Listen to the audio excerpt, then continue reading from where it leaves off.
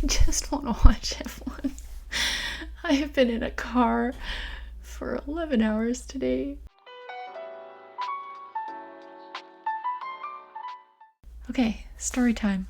This weekend, I was away on a 3-day camping trip with my friends in the Canadian Rockies. A lot of fun. Needless to say, I am exhausted because I got no sleep. I'm over-caffeinated. And today, we had a supposed to be 7-hour drive back to Vancouver. There was a big crash on the Coca-Cola. All you Canadians will know what I'm talking about. And it detoured us for 4 hours. So it was an 11-hour drive. So I am a hint above unhinged. Maybe you say deranged. I don't know. Yeah, that's where I'm at. So that's the disclaimer. So it is currently 9:30 p.m. on Monday night. I have not seen any news about the race. I was without cell service for the entire weekend. Yeah, so I'm going to this real blind. Don't even know what's happening with all the peoples. So yeah, that's what's happening. Predictions. The only thing I do know going into this weekend is that at least 5 people are taking engine penalties. But I think that's enough that it might be worth it to try and go for pole, even for Charles and Max. So I still think everyone's going to try for pole. So I have Charles in first, Carlos in second, Max in third, Lewis in fourth, and Lando Norris in fifth. Because he's generally pretty good around Spa, and he's also generally pretty good in qualifying this year. My predictions going in were that the flexi-floor regulations are going to bring Ferrari and Red Bull closer to the rest of the field. We'll see if that happens. I think a pissed off Ricciardo is going to get points. And I think Carlos Sainz is going to DNF because he has only managed to get, I think, half a point in his entire career at Spa. He is not good on this track. So we shall see what happens. Out in Q1, I'm going to go Albon, Latifi, Stroll, Vettel, Tsunoda. If they take Spa off the calendar, F1's going to get these hands. A little bit of disappointment for you. The start of qualifying has been delayed. While we're sitting here watching this, I'm going to have a little chat about my feelings about McLaren. Daniel will always be number one for me. And I do not like the way he's been treated by McLaren. He's taken a lot of the brunt of the blame for the fact that McLaren has produced a not great car this year. And sure, he hasn't performing nearly to the level that he needs to be, and I completely understand why McLaren are dropping him, but I don't think that excuses how he's been treated and how his name has been dragged through the mud by Zach Brown all year. And you just look at how Valtteri was treated last year, even though he was on the last year of his contract and we all knew he was leaving. Toto Wolff never dragged his name through the mud, supported him in getting a new seat, but it just seems like that hasn't been the case with McLaren, and instead they've been making all these backsided deals, trying to sign Piastri, the whole Alex Palou situation in IndyCar. It's been shady. It's been really shady. And Drive to Survive did a really good job of setting up McLaren as this happy-go-lucky, positive team with great personalities, and they've just destroyed all the goodwill that has come from that. And I think a lot of McLaren fans are feeling the same way. So, needless to say, if Daniel gets another seat in F1 today, I will wholeheartedly be cheering for him and whatever team he is on, and I will specifically be cheering for him to beat McLaren. He has been the reason why I started cheering for McLaren in the first place, and so my allegiances are going to change with him. So I will be cheering for McLaren for the rest of this year, as Daniel is still on the team. But as soon as the end of this year is done, it might mark the end of that. If Daniel is not on the grid at all, then this probably will be especially true, and I have no idea who I'm going to then cheer for as my number one team. So I might become a free agent. We will see. Anyways, I have this bad boy, and this will always remind me of Monza 2021, and that's how I'm going to look at this car for the rest of my life. because that was the one positive McLaren memory. And I don't know if they're ever going to give me another one. So that's my McLaren rant. I'm sure more will come up. Piastri is a whole other ideal. I just don't think that the way he's going about things is the right way to start off your Formula One career. Burning that many bridges. So I'm hoping that he got some good advice, and maybe he's already got a seat. I have heard nothing. I have no idea what's gone on the past 3 days.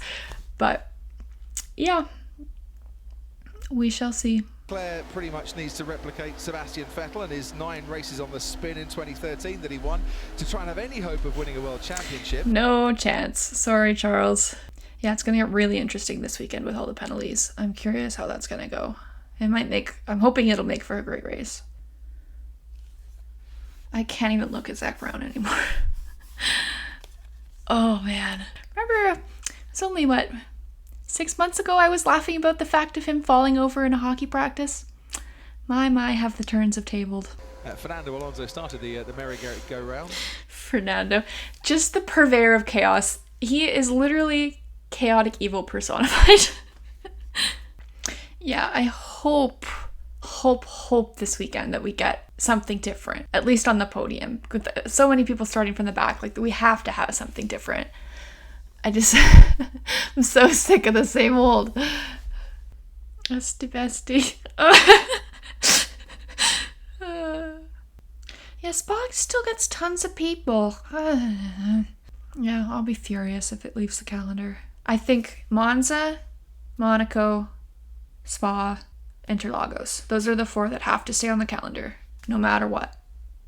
No ifs, ands, or buts. Well, personally, and Canada, but that's me. Some people might disagree with that one, but I think it's generally well regarded. That is insane. What in the world? That is quite the view, but I do not know how secure that is. Okay, come on, Daniel. He's gonna be pissed off. He generally drives better when he's pissed off, but he's driven pissed off a lot this year, and it hasn't seemed to help him, so maybe I'm just grasping at straws. Alright, 4 minutes, here we go. Is he out on mediums? Interesting. Oh, Latifi maybe doesn't like his tires or something. Oh, it's so cool. 147.9. Alright, let's see how these Mercs go. They're not that much faster than the Haas. No, he's a second up. Okay, so they're much better in the second sector. And then the Red Bulls are even better than the Mercs. Wow. So it's definitely the second sector that's going to be the determiner of the grid placement. Hamilton goes up to first, and then Russell beats him by half a second. Wow. Magnussen into second. Perez up by 9/10. Leclerc second by 2/10. Norris third by 8/10. Sainz first by 3/10. Oh, gotta get back into the groove of talking about F1. Verstappen's probably gonna go first. Yeah, easy. Half a second. No big deal. So the Red Bulls have first and third sector, and Ferrari has a second. Ooh. Danny Rick. Daniel's generally decent around Spa, so we'll see how he does. I don't think there's too many heavy braking zones, which I think is where he struggles the most. Into 8th, ahead of Lando. By 200ths. But it's a win. Ooh, the Alphas aren't looking good. Interesting. Albon's looking fairly decent. The Merc's doing a second flyer. Didn't improve. Hamilton should improve. Yeah, 11th. The Mercs aren't looking good. Whoa. Oh, Gasly's in 7th. Good for him. He needs a good second half. The last time Valtteri Bottas got knocked out in Q1 was in Monaco, 2015. Oh, that was when he was with Williams. There is such a gap. Oh my lord. I think the top 4 are gonna chill. Oh, good job, Nicholas. He's gonna get knocked out though. Stroll 10th, not bad. Oh, someone went long there. Bottas makes his way back into the pits. He's out of qualifying. Oh my god. What happened to Bottas? Seb, 15th. Ooh, Sonoda. Yikes. Well, he's out. Norris into 5th. Oh, and Danny Rick went to Daniel 6th. Ricciardo Nice. has had a track limit violation. He's had his lap Daniel. time deleted. God damn it. Ugh. Well, at least he's 10th. Hamilton 5th. Russell 5th. Albon 6th. Sebastian Vettel in the bottom 5, former pole sitter. Oh, poor Veb. Albon into 6th. Holy moly. Good for him. Definitely some good track evolution there. Could we get a good Williams finish this weekend? That would be wild. I'd love that. Oh, maybe Bottas went out just because he doesn't really care. He knows he's going to be 14th no matter what. Yeah, so there's no point in him racing. Bottas will be 14th on the grid, but his run of Q1 progressions that has lasted 148 races has come to an end. That's crazy. That's like half of his career. Or Daniel go off. Oh, Daniel. It's looking so good. Sorry, Sebastian, we're out at P16 just at the end with Albon. Literally 2 thousandths. Oh. Oh, Poor Seb. Every weekend it seems like he's just out. Oh, and Latifi's just out too. And Williams is within a second of the Red Bulls. Wild. Let's get Albon into Q3 today. That's what I want. How did Stroll get through? Come on, you're a popular man. It's a dream, not a nightmare. I don't know about that one. I love Gunter so much. Seems like we have at least one of every team there, didn't we? Yeah, all 10 teams got at least one driver through. That's a good sign. Verstappen annihilates it by 1.5 seconds. Carlos, 2nd. Perez, 2nd. Looks like Perez has been better around here, which is a good sign. He was looking way off the pace in the last 3 races.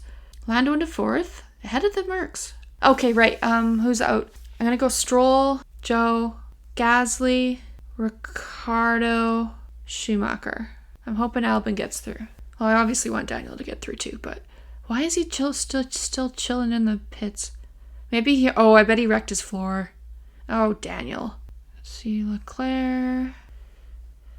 Ooh, that almost looked out. Ooh. Looked like he drifted there. It always freaks me out when they go into the pits because it looks like they're going off. He's 6th fastest overall, 9/10 of a second off Max Verstappen. Will Daniel be going out? I'm gonna guess not. I'm guessing he damaged his floor when he went off into the gravel. Is Daniel in the car? Yeah, he is. Gasly's looking good. Okay, Daniel is going out. Albon fastest on the straights. Huh. Good for Williams. At least they have one thing that they're number 1 in. Behind his Okay, teammate. Norris is on scrub tyres and looks like he's towing Daniel. okay, same plan. Let's beat them. Okay, can we see the McLarens attempt the tow, or are you just going to stick with the front teams like you always do? F1 TV has a strategy that they stick to and do not change for no one. Come on, Albon. I want him to get into Q3, and then everyone would have gotten into Q3 this year. That would be cool. That would be wicked. 5th? Okay. Good job, Alonso. Gasly into 8th. Joe into 9th. Stroll, 11th. Okay, come on, Daniel. Come on, Daniel. Come on, Daniel. Come on, Daniel. Come on, Daniel. Come on, Daniel. Come on, Daniel. Come on, Daniel. Come on, come on, come on, come on. Come on, you got it. Come on. You got it. Come on. Come on. Come on. 8th. Nice. What can the 2 Mercedes drivers Oh, God. do They're both to behind. Ricciardo's Oh, no. position? 5th. 6th. Oh, Daniel's gonna be out. Albon into 10th. Oh, no. Oh, Daniel. Ricciardo is out. He's out in Q2. as Oh, Alex Albon, no. for the first time this season, puts him and his Williams Good job, into Albon, though. Q3. Good for him. And Daniel will be starting way further up because of all the grid penalties. Disappointment for Daniel Ricciardo. 9/100ths of a second separating himself and Alex Albon, and Ricciardo then can't make it. Successive Q3 appearances. Oh, I think I actually got it bang on. I did. Ah, good for me. 5 for 5. Right, good lad. Well done. P10. Yes, yes. Oh, Daniel's just sitting there again. Poor guy. Yeah, so it's kind of between Carlos and Checo for pole. So Norris effectively knocked out his teammate because he's taken an engine penalty. Oh, Lando. But then he was probably thinking, oh, Daniel will get ahead of me for sure, but nope. Another terrible strategy by McLaren. They don't take as much of the heat as Ferrari for good reason, because Ferrari should be doing way better than they are, but McLaren got to sort their stuff out too. It's bad. Bad, bad, bad. Wait, what are these tires? Sorry, it's a mistake. Oh, Ferrari. Oh, Ferrari. Oh, not. Did anything ever go right for them? It's a comedy of errors. Albon, number 1. Stop the count. Good one, Perez. Verstappen's for sure gonna go 1 now. Yep. Holy moly, 43. Let me know what do I do with these tires. Copy, copy. So we will do the lap. So we do the lap. Yes, confirm we do the lap. Ocon in 4th. Lando, he's just doing it for and gigs. 5th. And then George Russell and Alex Albon occupying row 2. Yes. I want Albon at the close to the front as possible. Please give me chaos. He's 7/10 down. Yeah, he hasn't looked quick this weekend. Yeah, I guess Lando's... Yeah, I guess that's why he... Okay. I take back what I said about McLaren, because he's trying to finish ahead of the other drivers at the back of the grid. Sergio Perez, track limits, turn 4. Uh-oh. It's just flashed up on one of our monitors. More lap time deletions are troubles for Sergio. Oh, Albon's going in the gap, I guess. Alright, let's see what happens here. Slipstream. Oh, no. Almost a bit of a shunt. Right, so Sergio Perez, track limits, that was on a slowdown lap, so he's not going to get his lap time deleted. Carlos Sainz then wanted a bit of a slipstream. Might still get a slipstream because Charles Leclerc has now appeared from the pit lane exit and is just making his way down towards Eau Rouge now. Cheeky. That seems like he was more in the way there than anything, though. I think he had to lift at the bottom of the hill slightly off the throttle. Oh dear. This has not been a perfectly executed qualifying for Ferrari. Yeesh. Oh, God. What on earth? It's a scruffy old lap for young Carlos, this one. Yeesh. These are kind of the moments where you see where Charles is a little bit better than Carlos, because Charles can nail it under pressure. Carlos sometimes struggles with that. Alonso into 6th. Oh, Norris didn't go out again. Hamilton to 7th. Russell into 8th. Sainz technically pole position. Does he get the tire, or does Verstappen still get the tire? George Russell and Alex Albon on row 3. Oh, good job. That's cool for Albon. What a wild grid. Latifi in 11th, though. Could see some more Williams points. Especially with a car like this, it would be a shame not to be on the podium. Well, we wish you the best of luck. Good luck. Knowing him, he could probably do it. So much for Mercedes catching back up after the break. Okay, so he still gets the tire. I always forget what the rule is there. Okay, there's no point in even looking at this because it's so messed up for tomorrow. All right, let's end it there. Final thoughts. Very, very mixed up grid. Really awesome to see. I'm hoping that it leads to some good racing. Max is starting P14. We'll see if that's far enough back on the grid for him to not win. Although he's probably going to still at least get a podium from there, though, I would think. I think if he was at the very, very back of the grid, he would have less of a chance, but you never know with that guy. Ferrari's looked off the pace, so I'm a little bit worried for them. We'll see. I'm really hoping someone fun gets on the podium. Because Mercedes haven't looked nowhere, so maybe they have race pace. But all right, I will sign off on this one for now, and then you will see me in the same outfit, magically, with the same hair, magically, for the race. So see you guys in a bit. Bye.